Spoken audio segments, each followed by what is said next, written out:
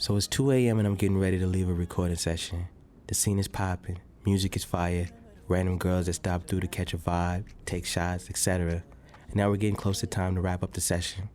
I'd been locking eyes with this girl Ashley most of the night, and periodically chopping it up and flirting with her. She's a talent agent and I run a production company that also represents talent. It's getting late and I'm chilling with my business partner James and my friend Vic. That's when Ashley comes over to me with some of her friends and says, "Hey, let's do one last round of shots so we can finish this bottle." My name is Ramir, but people call me Mir for short if you know me.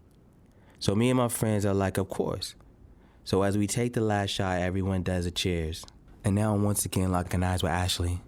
As the engineers start shutting everything down, Ashley and I veer off just the two of us. We start with a networking conversation with a slight flirtatious undertone, and then the conversation takes a turn. And Ashley says, "So where are we going after this?" And I respond, I don't really have any plans, but I got a hotel up the street because I didn't want to drive all the way home faded. We should go there." And she says, "I'm down for that." Now, of course, I don't really have a hotel booked down the street. And what's even crazier is that I get a text from my baby mother at this very moment saying, "Don't forget to pick up your kid in the morning at 10 a.m. And I responded to the text, "Of course I won't forget."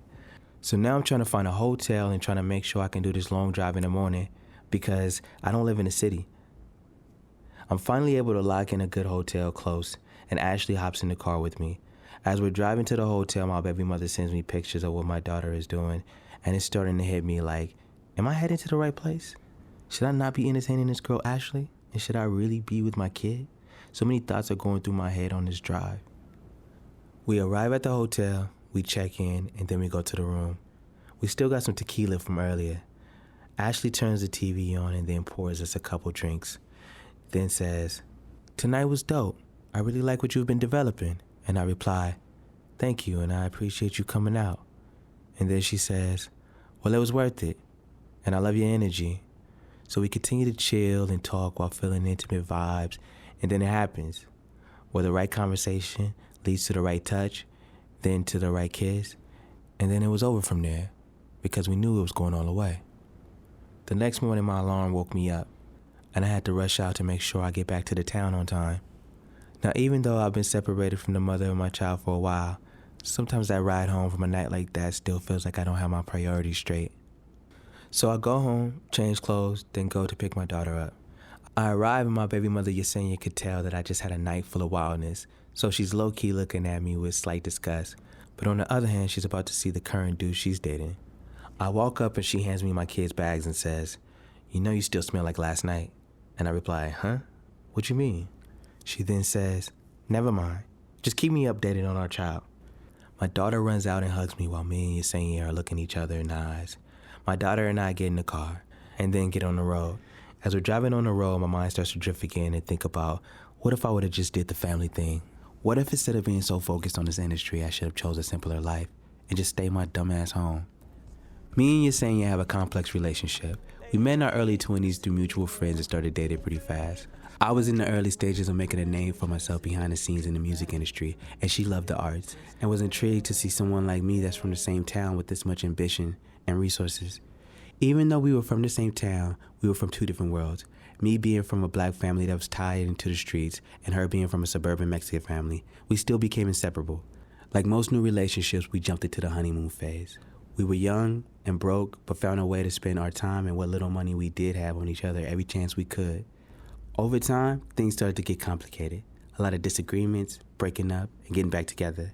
I wanted to build a name in the industry so badly, so I was still hanging out all night, partying, while she wanted to settle down and live a more safe, stable life. After us already being in this roller coaster relationship that looks like it's coming to an end, I get a call from Yesenia telling me we should meet up.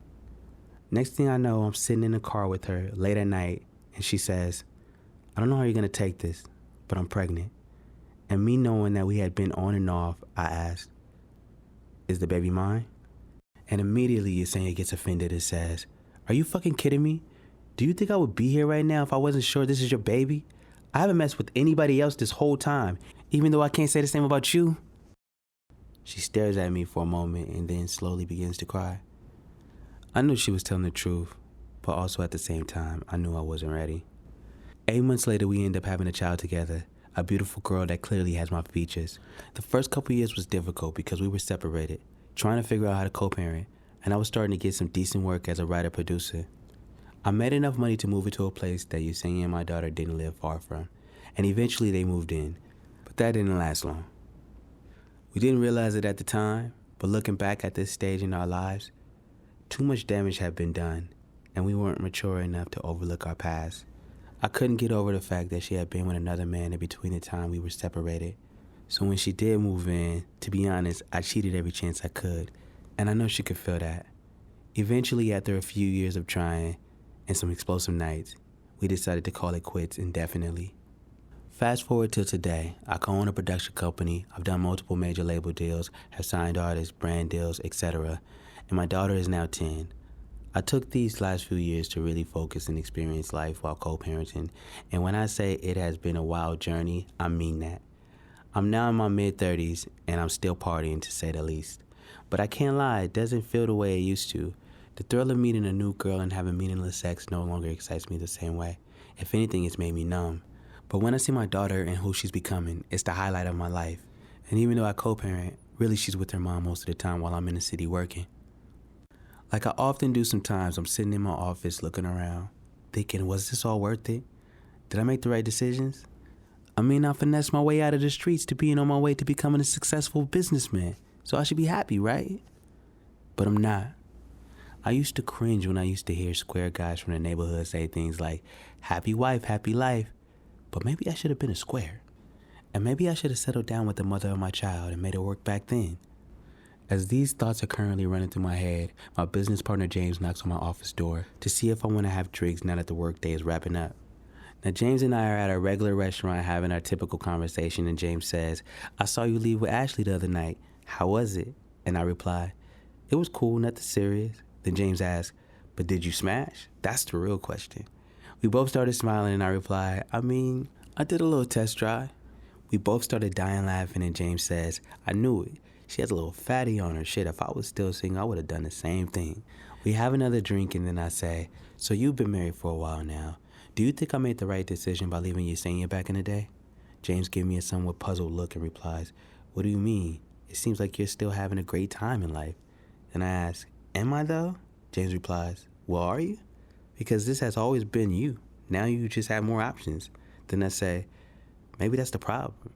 Maybe I don't need more options. Not gonna lie, sometimes I look at you saying it and I ask myself, did I fuck up? Did I already have the girl for me but too caught up chasing this dream? James replies, damn, you really miss her. Have you talked to her about this? Then I say, nah, she's moved on. James replies, but you haven't. We pause for a second, then take another drink. I get back home, settle in, text my daughter, then my phone starts ringing, and it's Ashley calling. I answer the call, and the conversation starts off pretty professional. She's telling me that she has some opportunities for my artists, etc. Once that part was established, that's when the conversation shifts to her telling me that she misses me and can't wait to see me again. Of course, I play along with it and tell her what she wants to hear, and then she asks, what am I doing tonight? So I respond telling her I'm already in bed for the night, and she responds asking, can she join? My natural instinct as a single dude is to say yes, and that's exactly what I did. When she arrives, we immediately get to the action. The next morning, I'm in my bed watching the news.